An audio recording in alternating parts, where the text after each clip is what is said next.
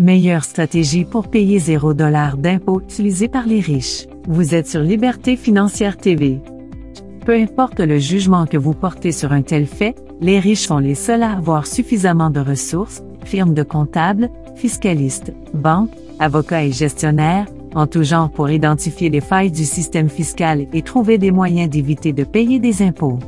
Les données montrent que les 25 Américains ultra-riches ont accumulé à eux seuls plus de 401 milliards de dollars de 2014 à 2018, tout en n'en payant que 3,4% sous forme d'impôts. Avant d'aborder les stratégies d'évitement fiscal, il convient de noter ici que toutes les stratégies abordées dans cette vidéo sont en principe légales et de comprendre que l'évitement fiscal est différent de l'évasion fiscale. L'évitement fiscal est une possibilité offerte par la loi aux contribuables pour réduire son revenu imposable ou son impôt. Abris fiscaux. Les abris fiscaux sont habituellement des stratégies légales d'évitement fiscal qui permettent aux contribuables de mettre de côté une partie du revenu imposable dans un autre outil d'investissement afin de réduire les obligations fiscales actuelles ou futures. Au Canada, le REER et le CELI sont les deux abris fiscaux les plus populaires. Nous avons préparé une vidéo entière sur ce sujet. Le lien est disponible sous la barre de description. Incorporer des marques propres. Les riches gèrent généralement leurs actifs en tant qu'entreprise. Canaliser les divers types de revenus et d'honoraires vers une société peut apporter plus d'avantages fiscaux que de rester dans une tranche d'imposition plus élevée avec un revenu de salaire ou de travailleur autonome. Pour la même raison, de nombreuses célébrités hollywoodiennes ont leurs marques personnelles ou corporations qui reçoivent leurs revenus de toutes sortes allant du droit à l'image, à la publicité en passant par les revenus de placement. La constitution en société peut diminuer votre impôt à payer car vous pouvez alors choisir de vous payer sous la forme de dividendes et non de salaire. En réalité, le fonctionnement des règles fiscales optimales n'aboutit pas à une réduction d'impôt. Ce n'est pas parce que je me donne des dividendes à la place du salaire, mais parce que je peux réduire les montants payés et conserver une partie dans la société. Ainsi, la société permet d'étaler son revenu et donc peut réduire le revenu imposable du particulier. De plus, toutes les entreprises engagent certaines dépenses telles que les frais d'exploitation, le salaire, le loyer et autres déductibles du revenu imposable de l'entreprise. Ce qui est tout à fait légitime. Assurance vie permanente.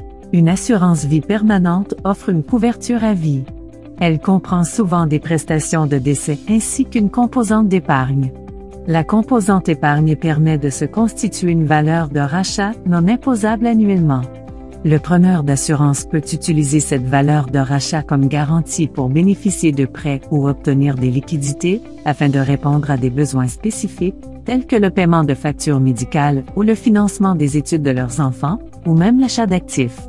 Les avances sur police d'assurance n'étant pas imposables, un preneur d'assurance peut retirer une somme équivalente au total des primes versées sans être assujetti à aucun impôt. Notons cependant qu'en comparaison aux assurances vie temporaires ordinaires, les assurances vie permanentes ont des primes beaucoup plus élevées. Donc, elles pourraient être hors de portée pour la plupart d'entre nous. L'assurance vie permanente est pourtant l'une des meilleures passerelles lorsqu'on a épuisé les moyens traditionnels que les REER et les CELI et qu'on est à l'affût des moyens de faire fructifier l'argent sans payer trop d'impôts annuels. Gel successoral. Pour échapper au paiement de l'impôt sur les plus-values, les riches préfèrent transférer leurs actifs à la génération suivante plutôt que de les vendre avant leur décès. Un gel successoral est une méthode permettant de minimiser les impôts en gelant la valeur de ces immobilisations à un moment donné. En conséquence, toute croissance future de l'immobilisation sera transférée aux héritiers. Supposons que votre père possède une entreprise dont la valeur nette est de 10 millions de dollars. Votre père a assez de richesses pour vivre. Il aimerait vous transmettre cette entreprise. Pour réduire son impôt à payer pour le reste de sa vie, il peut geler tout ou partie des actifs à leur juste valeur marchande. Cela permet de vous transférer toute l'appréciation future de la valeur de ces actifs et en même temps, de réduire son impôt à payer. Mais vous serez tenu de payer des impôts sur toute croissance future de ces actifs si vous les vendez à quelqu'un après le décès de votre père. Les avantages d'un gel successoral sont qu'il réduit l'impôt à payer et que le propriétaire initial peut garder le contrôle de l'entreprise même après avoir gelé la valeur de l'actif. Éviter l'impôt sur les gains en capital. Les riches détiennent une grande partie de leur richesse en immobilisation. Et le produit de la vente d'immobilisation est imposable immédiatement en cas de vente. Pour éviter de payer des impôts sur les plus-values, les riches contractent généralement des emprunts pour financer leur mode de vie et acquérir de nouveaux actifs en utilisant ces actifs comme garantie. Habituellement, ces prêts ont un taux d'intérêt inférieur au taux de l'impôt sur les plus-values. Au Canada, il est à 50%. Cette stratégie est souvent gagnante, même si le taux d'intérêt et les rendements en termes de cash flow des nouveaux actifs sont à un certain niveau, le propriétaire espère toujours que la valeur de l'actif va augmenter. Les riches remboursent généralement ces prêts avec l'argent qu'ils gagnent avec le nouvel actif ou en remettant les actions à leurs prêteurs. Nous avons réalisé une vidéo complète sur comment éviter, réduire et reporter légalement les gains en capital. Le lien est dans la description. Dons de bienfaisance. Les cadeaux et les dons à des organismes de bienfaisance peuvent réduire votre impôt à payer, et cela dépasse de loin le simple fait de faire un chèque à un organisme de bienfaisance. En fait, les riches font généralement dons en immobilisation comme des actions, des fonds communs de placement et même des biens durables, comme des biens immobiliers à des organisations non gouvernementales ou de charité. Ils peuvent alors déduire la juste valeur marchande de l'actif de leurs revenus imposables et réduire leur impôt sur les gains en capital jusqu'à 20%. Les dons d'actions d'entreprises privées sont également admissibles à cette déduction, et les effets en termes d'optimisation fiscale sont encore plus intéressants, comme nous l'avons déjà vu dans une autre vidéo. C'est d'ailleurs un usage assez courant que font les personnes aisées avec les fondations et autres œuvres de charité éparpillées dans le monde et qui, au-delà d'aider les plus pauvres et de la philanthropie, peuvent s'avérer être de puissants outils non seulement pour les affaires d'ailleurs, mais également d'économie d'impôts. Plan de rémunération différé. Au lieu de récupérer l'intégralité de votre salaire chaque mois, vous pouvez en conserver une partie dans un plan de rémunération différé jusqu'à une date précise. Cela permet de réduire votre impôt à payer jusqu'à votre retraite. Cette stratégie fonctionne bien pour ceux qui relèvent de tranches d'imposition plus élevées. Les PDG des grandes entreprises utilisent cette stratégie pour réduire leurs charges fiscales. La contribution de chaque salarié au régime de rémunération différée sera déduite de son résultat avant impôt. Les entreprises offrent généralement une rémunération différée sous forme d'options d'achat d'actions ou de comptes de placement qui aident les employés à profiter de gains plus élevés à long terme. Les grandes entreprises comme Amazon ou Walmart ou encore les grandes banques l'ont utilisé aux fins de planification fiscale. Les retraits des régimes de rémunération différés sont imposables. Mais lorsque l'employé retire le fonds après sa retraite, il doit payer moins d'impôts que ce qu'il payait pendant son service. Il est plus sage de retirer de l'argent différé par versement que de retirer la totalité de la somme en une seule fois. Recevoir un montant forfaitaire peut augmenter votre fardeau fiscal cette année-là. REER de conjoint. Un REER de conjoint permet aux couples mariés ou en union de fait de fractionner leur épargne en vue de la retraite et de réduire le fardeau fiscal au moment du retrait. Le REER de conjoint vise à transférer le revenu du conjoint dans une tranche d'imposition supérieure à son partenaire dans une tranche d'imposition inférieure. Cela fonctionne de cette façon. Supposons que vous soyez le seul soutien de famille et que votre conjoint soit un père ou une mère au foyer. Le compte REER vous permet de verser une cotisation annuelle au compte de votre conjoint. Il aide votre partenaire à constituer un fonds de retraité. En même temps, vous pouvez demander une déduction pour cette contribution. Votre conjoint devra payer l'impôt pour tous les fonds retirés du REER de conjoint.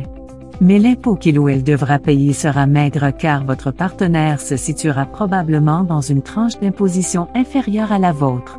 Si votre conjoint retire des fonds dans les 3 ans, ce montant devient alors imposable pour vous. Prêt au conjoint. Un prêt au conjoint est une autre stratégie de fractionnement du revenu pour réduire vos obligations fiscales. Supposons que vous soyez dans la tranche d'imposition la plus élevée et que votre conjoint se trouve dans la tranche d'imposition inférieure. En utilisant cette stratégie, vous pouvez accorder un prêt à votre conjoint. Le prêt au conjoint doit être adossé à un billet à ordre indiquant le taux d'intérêt et le montant du principal. Et le taux d'intérêt du prêt au conjoint ne peut pas descendre sous le taux prescrit fixé par l'ARC au moment de l'octroi du prêt. Votre conjoint peut placer cet argent de prêt dans une ou plusieurs outils d'investissement, et les gains de ces investissements seront imposables entre ses mains à un taux inférieur. Chaque année, avant le 30 janvier, votre conjoint doit vous payer les intérêts annuels. S'il ne le fait pas dans un délai d'1 an, les gains réalisés par votre conjoint avec le fonds emprunté vous seront attribués et vous devrez payer l'impôt à un taux plus élevé. Fiducie familiale. Une fiducie familiale est une entité juridique qui permet aux membres de la famille de contrôler leurs actifs sans les posséder. En même temps, elle offre des avantages fiscaux aux bénéficiaires. Chaque fiducie familiale a 3 composantes, un constituant, un fiduciaire et les bénéficiaires. Le constituant crée la fiducie et y transfère les actifs. Le fiduciaire gère les actifs au nom des héritiers et les bénéficiaires reçoivent les revenus de la fiducie. Votre conjoint, vos enfants, petits-enfants, frères et sœurs ou tout autre membre de la famille peuvent être les bénéficiaires d'une fiducie. Lorsque le constituant transfère les actifs à la fiducie, ils sont traités comme s'ils étaient vendus à la juste valeur marchande à la fiducie. Si la juste valeur marchande de l'actif est supérieure à son prix d'acquisition, un gain en capital sera déclenché et le constituant devra le déclarer dans sa déclaration de revenus. Comme la fiducie est considérée comme une entité distincte, elle doit produire une déclaration de revenus chaque année. Habituellement, la fiducie verse son revenu ou ses gains en capital aux bénéficiaires au cours de la même année et ils seront tenus de payer l'impôt pour cela. Si la fiducie conserve un revenu, il sera imposé au taux d'imposition marginal le plus élevé. Cela indique que le maintien des revenus dans la fiducie ne peut apporter aucun avantage aux bénéficiaires. L'intérêt est alors que les bénéficiaires de la fiducie aient un revenu faible ou pas d'autres revenus du tout. Une fiducie familiale permet de partager facilement le revenu entre les membres de la famille. Le fractionnement du revenu comprend les bénéfices des actions ou des obligations, de l'immobilier et des entreprises. Uniquement disponible dans la limite de la loi et lorsque toutes les conditions sont pleinement remplies. Actions accréditives. Les actions accréditives ou FTS sont émises par des sociétés du secteur minier et des ressources pour financer leurs activités d'exploration et de développement de projets. Les actions accréditives ont des caractéristiques d'actions ordinaires. Par conséquent, elles offrent aux investisseurs une participation au capital de l'entreprise. De nombreuses entreprises, en particulier les nouvelles et les petites, ont du mal à lever des fonds pour soutenir leurs activités d'exploration et de développement de ces projets. De plus, la plupart de ces entreprises ne sont pas imposables, elles n'ont donc pas besoin de déduire leurs dépenses. Le mécanisme FTS permet aux entreprises de transférer leurs dépenses aux investisseurs. Dans le même temps, les investisseurs peuvent déduire ces dépenses, à hauteur de leur valeur d'investissement, de leurs revenus imposables. En dehors de cela, les investisseurs sont éligibles pour obtenir des crédits d'impôt. Le gouvernement fédéral offre des crédits d'impôt pour l'exploration minière de 15% et certaines provinces offrent un crédit d'impôt supplémentaire allant de 3% à 12%. Les investissements dans FTS ont une période de blocage de 2 ans et lors du rachat, le produit sera imposable. Une mise en garde doit être faite ici car afin de promouvoir une croissance propre et la transition du Canada vers une économie à consommation énergétique net zéro, le gouvernement réélu en 2021 propose d'éliminer les actions accréditives pour les projets de pétrole, de gaz et de charbon durant son prochain mandat. Société écran. Le recours à la création de sociétés écrans dans des centres offshore par les riches pour éviter les impôts n'est pas nouveau. Ces sociétés écrans sont comme des coquilles vides car elles n'ont ni employés, ni de bureaux. Elles existent simplement sur le papier. Presque tous les pays à faible fiscalité ont des normes KIC faibles et ils sont plus soucieux de connaître l'origine des fonds des personnes ou entreprises qui s'installent chez eux. Les riches profitent de ces normes souples et dans les documents de constitution de la plupart des sociétés écrans, ils ne divulguent pas leurs propriétaires réels. Bien que cette pratique change de plus en plus dans les paradis fiscaux sous la pression de certains pays comme les USA. Les données montrent qu'environ 10% de la production totale de toutes les économies du monde sont placées dans plusieurs paradis fiscaux au nom de sociétés écrans. Et la conséquence est que les gouvernements de divers pays perdent environ 800 milliards de dollars US chaque année. Maintenant, vous êtes peut-être curieux de savoir à quelle fin ces sociétés écrans sont utilisées. Ils sont utilisés pour détenir des actifs, de l'argent, des entreprises et des maisons de luxe, des investissements et tout type de biens pouvant rester à l'abri de l'impôt. Vous vous demandez peut-être si une société écran est ou non légale, cela dépend totalement de l'objectif pour lequel elle est utilisée. Si l'entreprise est habituée à acheter des produits de luxe, pensez à un yacht par exemple, en provenance de pays d'outre-mer, rien n'est illégal. Si par contre, l'entreprise est utilisée pour contrôler le flux de fonds illicites à travers le monde, c'est tout à fait autre chose. Paradis fiscaux. L'un des moyens les plus couramment choisis par les riches et les ultra-riches pour éviter de payer des impôts consiste à transférer leur argent vers un pays ou une région offshore dans le monde avec une obligation fiscale minimale, ou même nulle pour les particuliers et les entreprises étrangères.